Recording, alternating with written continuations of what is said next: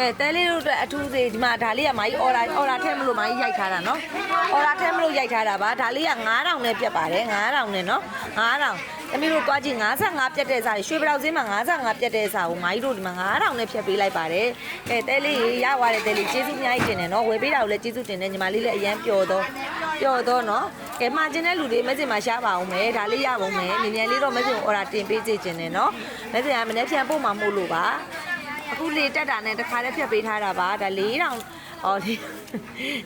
9500ပြတ်တဲ့စာကိုလေ9000နဲ့ငါညမလေးကိုမမတဖော့စာဖြတ်ပေးလိုက်ပါတယ်နော်အခုဖော့ရိုက်နေပါပြီတဖော့စာလေးဖြတ်ပေးလိုက်ပါတယ်ညီမလေးနော်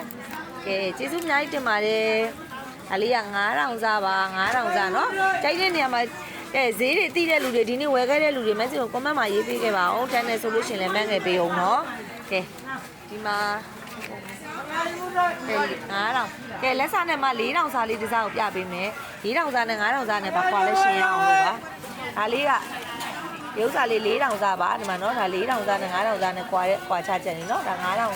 4000စာလေးပါကဲဒါလေးက4000စာနည်းနည်းပဲရှိတော့တယ်အော်ရာထည့်ပြီးသားတွေဖြစ်နေလို့ပါ4000စာ9000စာလေးကတော့နည်းနည်းရအောင်မယ်4000စာပို့ပြီးတော့နည်းမယ်ထင်တယ်နော်အော်ရာလေးထည့်ပါမို့လို့ပါ4000စာဟော့ပေါ့ဆိုင်ပါရှင်ဟော့ပေါ့စာကို4000စာနည်းနည်းတော့ဂျုံလေးဖြစ်မယ်ထင်တယ်4000စာဂျုံပါဒီလုံးကတော့ဒီ4000စာဆို42ပြတ်ထားပါတယ်42နဲ့42တိုက်တဲ့နေရာမှာတော့ကြည့်42 45အမျိုး48ထိပြတ်တာတွေကပါပါတယ်ဒါလေးဆို48ပြတ်တဲ့ဟာတွေပါနော်ဒီ9000စာဆိုတာလုံးဝဟိုမှာလဲအရှား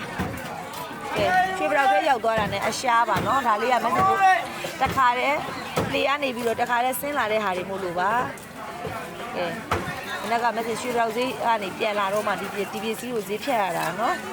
ဟုတ်ကဲ့ပါကဲအားလုံးတန်လေးနဲ့ရကြပါစေကျေးဇူးအများကြီးတင်တယ်နော်